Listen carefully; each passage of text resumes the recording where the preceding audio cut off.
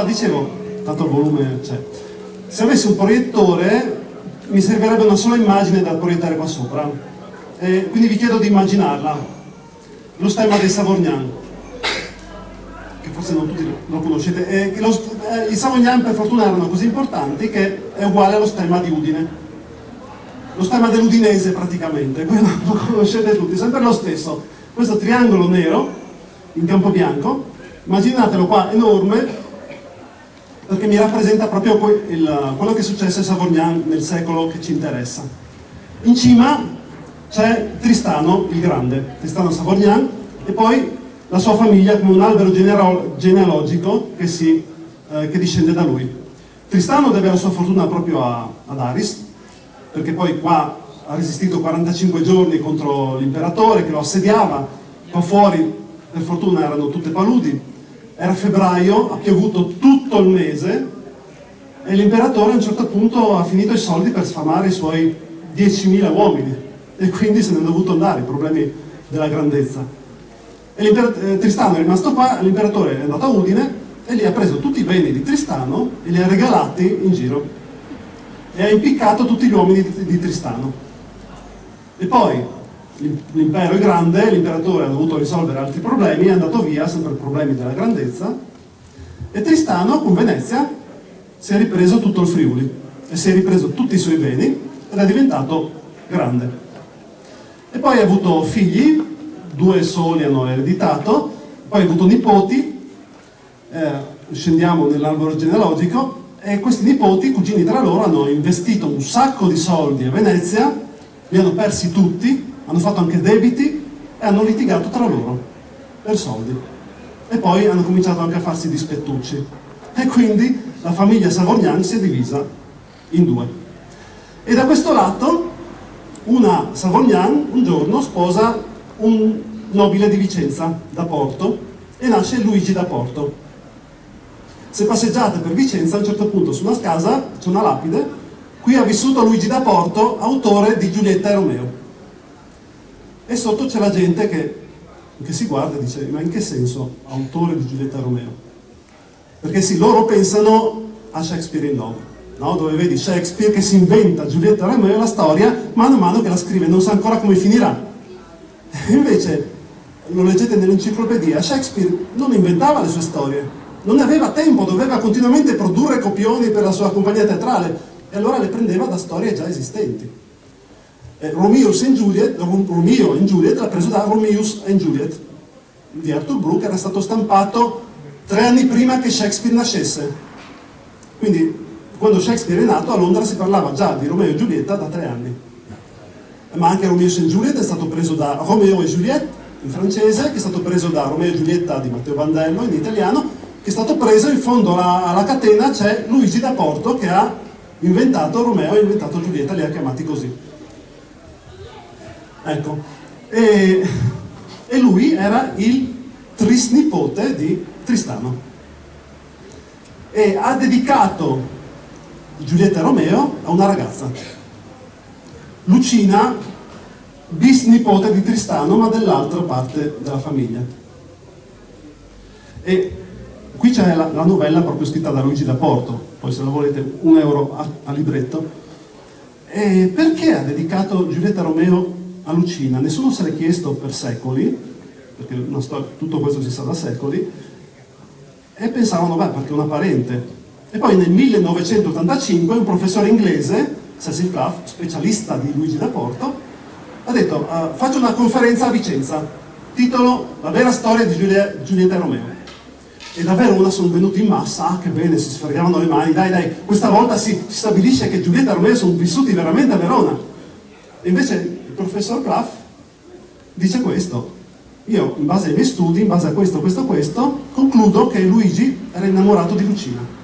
È finita male e lui ha messo pezzi della loro storia d'amore dentro Giulietta e Romeo. Quindi Giulietta e Romeo non erano a Verona, ma erano a Udine ed erano Lucina e Luigi. E quelli di Verona l'hanno presa male, non l'hanno più voluto vedere. E allora, scusate, ripasso i miei appunti. Sì, questa famiglia, io vi parlo solo di Lucina e Luigi, ma ci sarebbe da fare una serie TV di 20 stagioni. Da questa parte, il papà di Lucina è andato a Pisa, è morto in guerra, e la vedova, la mamma di Lucina, ha avuto una storia d'amore con Pietro Bembo, che non tutti se lo ricordano, è praticamente il padre della grammatica italiana. Ed è una storia che conosciamo, abbiamo 154 lettere loro, d'amore, di sotterfugi, trucchi per vedersi a dispetto dei guardiani di lei, litigate anche. E poi Maria si chiamava, la mamma di Lucina, chiede a Bembo: dovresti scrivermi una volta le regole per scrivere correttamente in italiano? E lui: ma se ci penserò ti scriverò qualcosa, quindi ditelo ai bambini che la grammatica italiana è nata da una storia d'amore. E poi la sorella di Lucina, la sorella maggiore, Giulia, era così bella, che era famosa per quanto è bella. Una volta è andata a Padova, città universitaria, e tutti gli studenti si sono innamorati di lei, non studiavano più. E da questo ramo della famiglia c'è Antonio, che si è innamorato di una monaca, hanno avuto dei figli insieme e non potevano ereditare perché erano figli naturali, ma lui li ha mandati comunque a studiare all'Università di Padova, tutti e due, a laurearsi. E così, e poi tutte queste storie belle di amore, e poi è ritornata la guerra da queste parti. Motivo futile. Avete visto i regnanti d'Inghilterra, no? Come muore un re d'Inghilterra, l'erede diventa immediatamente re. In Belgio è già diverso, uno diventa re solo dopo che ha giurato sulla Costituzione. Per l'imperatore del Sacro Romano Impero era ancora peggio. L'erede dell'imperatore si chiamava re dei Romani, e quando moriva l'imperatore continuava a essere re dei Romani, fino a quando non veniva incoronato dal Papa a Roma. E quindi abbiamo questo re dei Romani che anno dopo anno, un anno dice: basta, vado a Roma a farmi incoronare. Chiede a Venezia il permesso per passare. Venezia: sì, prego, vorrei passare con l'esercito. No, assolutamente no. E così dichiara guerra a Venezia. E le prende. All'inizio le prende tanto, perde tanti territori, anche per merito di un Savognano, che fa una manovra impossibile, passa sopra le montagne e gli arriva alle spalle. E Venezia guadagna così tanti territori dall'imperatore che comincia a essere troppo potente, sempre questi problemi della grandezza. Tutta Europa si allea contro Venezia per rimetterla in riga. La Francia, la Spagna, il Papa, l'imperatore, tutti contro, e Venezia perde. A questo punto perde tutte le città della terraferma, compresa Vicenza. E a Vicenza c'è quindi Luigi dal Porto, che si trova in questa città occupata dai tedeschi. Lui non se ne manda a dire, È uno che si butta senza pensare. Si fa sempre male da solo. Gli amici gli scrivono proprio nelle lettere: Luigi, tu non riesci a stare sano. Una volta è a letto col braccio ferito, una volta sta cavalcando in città, rovescia a terra con tutto il cavallo, ci rimane quasi secco, chissà cosa stava cercando di fare. E ci sono dei soldati che lo infastidiscono, tedeschi, li prende a pugni. Che tipo? E poi Venezia torna alla riscossa, riconquista le città, Padova, Vicenza, e Luigi si arruola nell'esercito di Venezia, ti pareva. Ma il suo sogno, si è preparato tutta la vita, lui vuole diventare cavaliere. E certo, ha questo vizio di farsi male da solo. Sembra che lo vogliono un po' proteggere, no? Poi nell'esercito, metterlo nelle retrovie finché non matura un po'. È nobile, gli danno il comando di 50 balestrieri a cavallo. Sì, bellissimo! E lo mandano in Friuli. No! Perché? Lui voleva fare le grandi battaglie in Veneto, in Lombardia.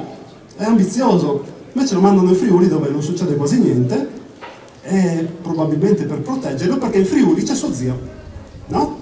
Antonio, quello che si era innamorato della monaca, è suo zio, e quindi magari lo tiene un po' a bada finché non matura Luigi. E così Luigi viene in Friuli e trova quindi la guerra, che sono queste scaramucce di frontiera, questa inimicizia tra i due rami della famiglia Savognan. Antonio è il capo della famiglia da questo lato, dall'altro lato c'è lo zio di Lucina, Girolamo, quello che era passato alle spalle dell'imperatore. E poi Luigi trova questa cosa che a Vicenza non c'era: le faide la lotta tra le due fazioni della città, la guerra tra le due fazioni della città. È una guerra che è cominciata ancora 100 anni prima, ai tempi di Tristano, quando lui tornava a Udine, c'era gente che non lo voleva.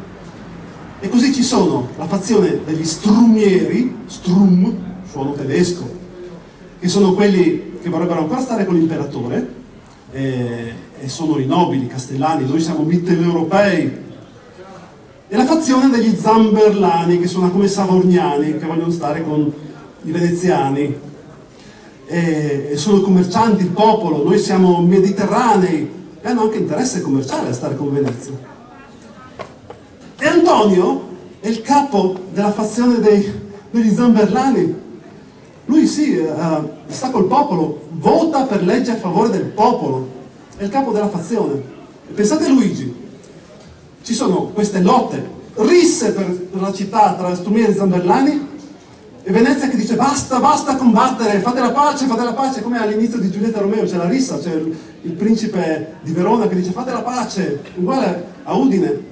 E Luigi, che lavora per Venezia, dovrebbe essere super partes, ma suo zio è il capo della fazione. E così si trova a Udine e gli viene in mente questa storia da scrivere.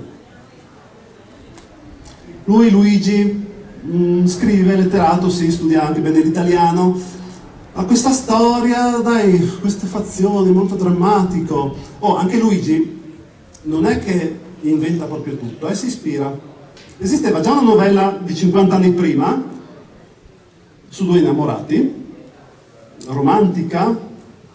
Beh, gli innamorati si chiamavano Mariotto e Ganozza. Quindi romantico, era più morbosa come storia. Però immaginiamo Luigi che legge questa storia a Udine, proprio per le strade di Udine. Dice, ma Mariotto e Ganozza, è ambientata a Siena. Io lo ambienterei a Verona, almeno non conosco la città. Le famiglie non sono rivali? No, non ci sta che siano rivali le famiglie. I due innamorati così, sono già innamorati? No, bisogna far vedere come si innamorano, cavolo. Ecco, si corrompono un frate e si sposano di nascosto. Poi lui ammazza un concittadino, uno qualunque, e viene esiliato. Uno qualunque. Sarebbe più carino se ammazzasse proprio un cugino di lei. Vabbè. E scappa e va a Alessandria d'Egitto. Da Siena ad Alessandria d'Egitto, dai, esagerato. Lei cercano di farla sposare a un altro, sì, e lei minaccia il frate che le dà una pozione che la farà sembrare morta. Bella questa cosa. Beve la pozione, fanno il funerale, e poi il frate la tira fuori dalla tomba e vanno ad Alessandria d'Egitto. Basta, Alessandria d'Egitto. Mariotto però pensa che lei sia morta veramente, torna ad Alessandria, ritorna a Siena, va per aprire la tomba di lei, e si apre la tomba, però vede che Ganozza non c'è. No, lo fermano prima, lo arrestano, lo processano perché è tornato e gli tagliano la testa. E Ganozza e il frate ritornano ad Alessandria, lei per la tristezza si chiude in convento e muore di tristezza. Come finale un po' lento. Quindi vedete che Luigi un po' copia, però aggiunge anche cose sue. La faida tra le famiglie non c'era. E cosa aggiunge? I nomi, l'incontro tra i due innamorati durante la festa di Carnevale. I nomi dei personaggi per fortuna li cambia, no? Mariotto e Ganozza. Giulietta, se vi ricordate, Lucina ha una sorella maggiore che si chiama Giulia, famosa per quanto bella, quindi la sorella minore Giulietta. Romeo è un sostantivo, non so se lo sapete, vuol dire pellegrino. I Romei erano i pellegrini che andavano a Roma, i palmieri, quelli che andavano a Gerusalemme e così via. E la storia di Giulietta Romeo, dice nell'introduzione, me l'ha raccontata un arciere di nome Peregrino. Quindi Peregrino racconta la storia di Romeo, che vuol dire pellegrino. Come dire, il narratore è la stessa persona del protagonista. Poi i nomi, i Montecchi erano a Udine in quel momento lì, erano stati scacciati da Verona nel 300 e ora stavano a Udine, si chiamavano Monticoli, e Giovanni Montecchi era il braccio destro di Antonio. E quindi ce lo vediamo, Giovanni Montecchi che dice a Luigi, Vieni qui, sai che noi siamo nella Divina Commedia? Cosa? Sì, guarda, Divina Commedia, Purgatorio, canto sesto. Vieni a vedere Montecchi e Cappelletti. Questo è Dante che dice all'imperatore: vieni a vedere in Italia le famiglie che si fanno la guerra perché tu non ci sei. Vedi, noi probabilmente Montecchi a Verona eravamo nemici di questi Cappelletti, che non so chi siano, e Dante ci ha messi nella Divina Commedia. E allora Luigi, che pensa, se vuole costruire una storia storica tra due famiglie che si odiano, dove la ambienta? A Verona, tra Montecchi e Cappelletti, nell'anno in cui Dante era lì, 1303. Però Luigi non sapeva che i Cappelletti non erano di Verona, erano di Cremona. Sì, la casa del cappello a Verona è di una famiglia che è arrivata dopo. E non erano neanche una famiglia i Cappelletti, erano una fazione. Cappelletti con una P. Cappelletti che erano, la loro fazione nemica si chiamavano i Troncaciuffi. Quindi era tutta una guerra tricologica. Quindi Romeo, Giulietta, Montecchi, Cappelletti, che poi sono diventati Capuletti, e poi Antonio, il capo della famiglia dei Cappelletti, quello che fa la festa con Giulietta, si chiama Antonio, come lo zio di Luigi. E poi chissà, fra Lorenzo, gli altri personaggi. Pietro è il ragazzo che porta i messaggi tra Giulietta e Romeo. I Savognani avevano un messaggero di nome Pietro. E Lodrone, Antonio a un certo punto fa delle trattative con un conte imperiale che si chiama Lodrone. Lodrone in Shakespeare è Paride, quello che deve sposare Giulietta, e invece l'aborto lo chiama per cognome Lodrone. E poi Luigi, oltre ai nomi, poi aggiunge anche il finale che è diverso. C'è Romeo che entra nella tomba, c'è il doppio suicidio, la pace finale tra le famiglie. E quindi vedete che da Porto ha aggiunto di suo delle cose molto efficaci. E poi, immaginiamo, ecco, passiamo allora a cosa è successo tra Luigi e Lucina. Non sappiamo molte cose, dobbiamo andare un po' per documenti e un po' per deduzioni. Allora,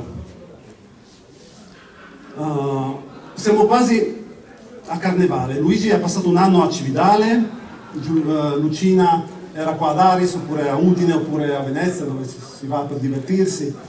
Arriviamo a Carnevale e la tensione tra le fazioni di Udine diventa quasi insostenibile. Antonio accusa gli Strumieri di essere in combutta con l'impero, con cui siamo in guerra, fa portare dei mercenari in città, gli Strumieri si spaventano, chiamano degli altri mercenari, Antonio chiama altri mercenari, gli Strumieri altri mercenari, a un certo punto non sanno più dove metterli a dormire e il luogotenente si stufa. È mercoledì grasso, convoca Antonio e gli Strumieri a Castello e dice: fate la pace qui davanti a me. E loro: sì, va bene, facciamo la pace, ci abbracciamo, ci baciamo. E poi scendono dal castello tutti rilassati, vanno a una festa che sta dando Maria, la mamma di Lucina. Antonio non ci va, forse perché è casa di Girolamo, insomma, è dell'altro ramo, Antonio non c'è. Però c'è Lucina, c'è il cronista proprio che dice: Lucina, figlia di Maria, cantava, accompagnata dal clavicembalo, e c'è questa festa. E allora, se Luigi è Romeo, se si è descritto nella novella, vediamo cosa fa Luigi prendendo spunto da quello che fa Romeo. Allora, Luigi è lì alla festa. È andato a cercare una ragazza che sta corteggiando, con poca fortuna. È in maschera, completamente in maschera, vestito da ninfa. Romeo, nella novella di Da Porto, è mascherato da ninfa, da capo a piedi. Per cui se faranno un film su questa storia, non saltate su a dire: ah, questi film moderni. No, è proprio letteralmente era vestito da ninfa.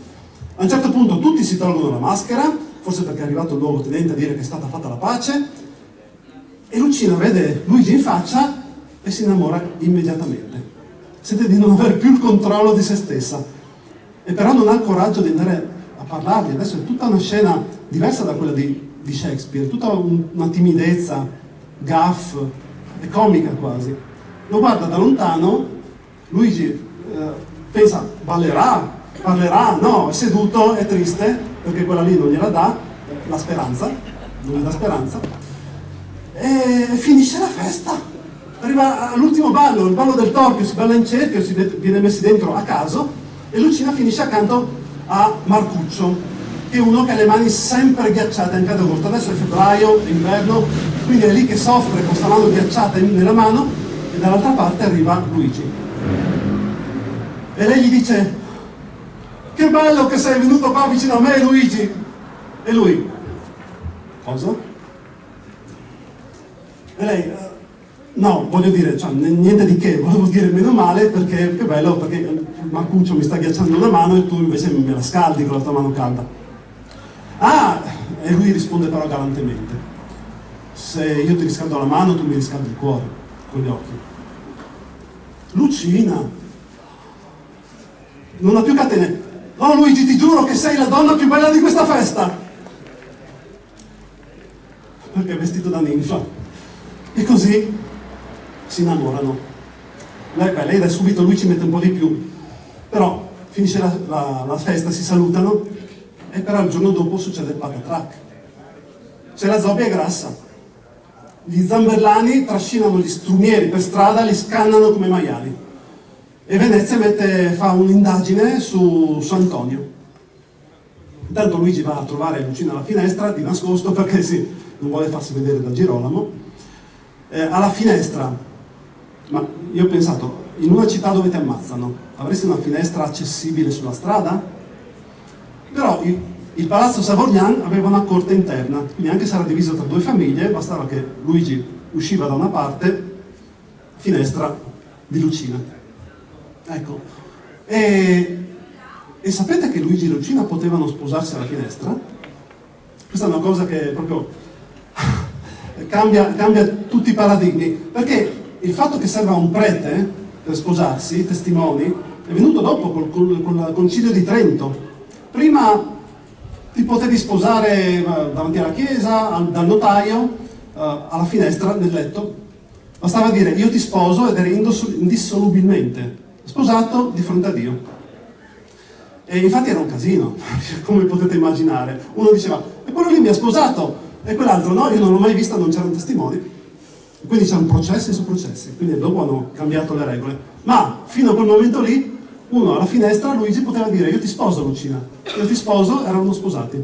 Ma c'era un impedimento: erano cugini troppo vicini. E quando si è cugini così vicini, con Tristano, l'antenato comune, bisogna chiedere una dispensa papale. Se ne facevano centinaia ogni anno. Però bisogna fare le carte, non ci si può sposare alla finestra, e quindi non si sono sposati. E poi, il mese dopo la zobbia grassa, c'è un terremoto terribile, che tira giù il castello di Udine addirittura. Poi arriva la peste, un bel annetto. E poi, in giugno, Luigi viene ferito, si fa male, eccolo là. C'è la battaglia a Manzano, i veneziani sono in superiorità numerica fantastica, muoiono tutti i tedeschi, tutti 400, e i veneziani muoiono solo in 4, per dire, e Luigi si fa malissimo. Gli passa una spada sotto, tra un pezzo e l'altro dell'armatura, uno spadino a forma di ago, fino alla nuca, e gli trapassa il midollo spinale, e lui rimane paralizzato, shock spinale, paralisi immediata. Lo portano a Udine, e con Lucina forse si saranno detti arrivederci, perché poi è così grave che lo portano a Venezia, dove ci sono i dottori migliori. E mentre lui è paralizzato a Venezia, qua in Friuli, apriti cielo, Antonio si trova di fronte un mega esercito tedesco e dice: boh, passo dalla parte dei tedeschi. Entra in trattative con Lodrone, quello nominato nella novella, e passa dalla parte dei tedeschi. Ah, traditore, dice Venezia, mette una taglia sulla testa di Antonio. E qualche mese dopo Antonio esce dal Duomo di Vegliacco e trova degli strumieri che sono lì per ammazzarlo, combattono, lo uccidono. Non solo, siccome sono parenti di quegli strumieri che erano morti nella zobbia grassa, gli spaccano la testa e danno il suo cervello in pasta a un cane. Gli volevano bene proprio. E invece Girolamo no. Antonio ha tradito, Girolamo invece resiste come Tristano 1 mese e mezzo a Osoppo, sotto le cannonate dei tedeschi, e Girolamo è un eroe. E Venezia gli dà in gestione tutti i beni di Antonio. In gestione. Perché c'è l'erede di Antonio, Francesco, nipote, che è scappato con lui in Austria e dopo qualche anno torna a bussare a Venezia a dire: beh, io ero minorenne quando sono scappato in Austria, posso riavere l'eredità di Antonio? E Venezia: scusa Francesco, allora va bene fidarsi, ma almeno sposa una figlia di Girolamo, così sappiamo che ti ridai bene volentieri. E Girolamo, figuratevi,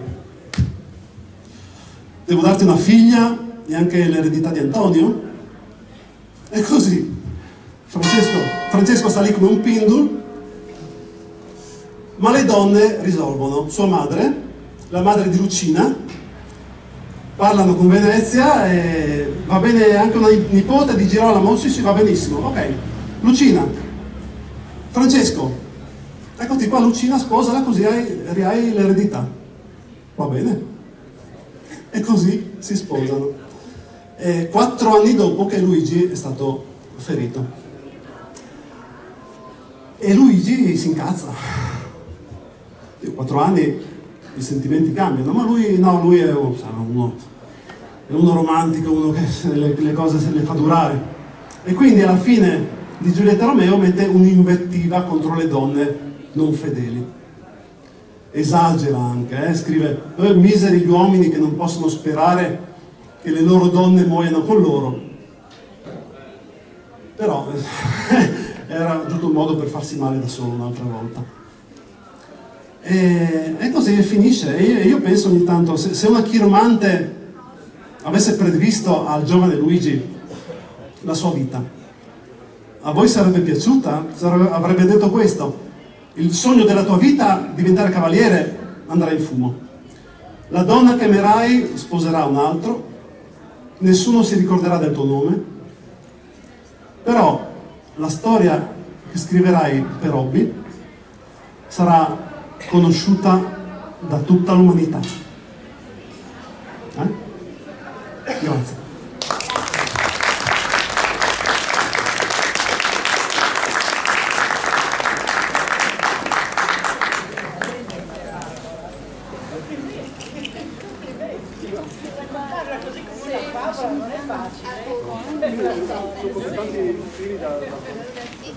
L'attenzione sempre.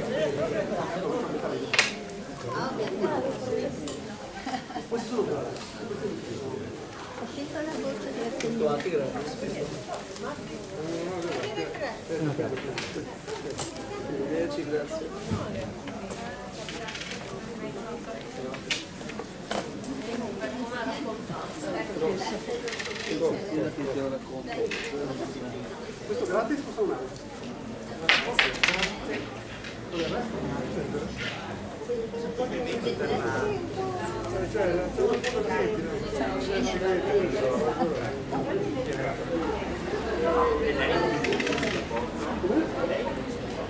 No, io sono Gregorio Grasselli.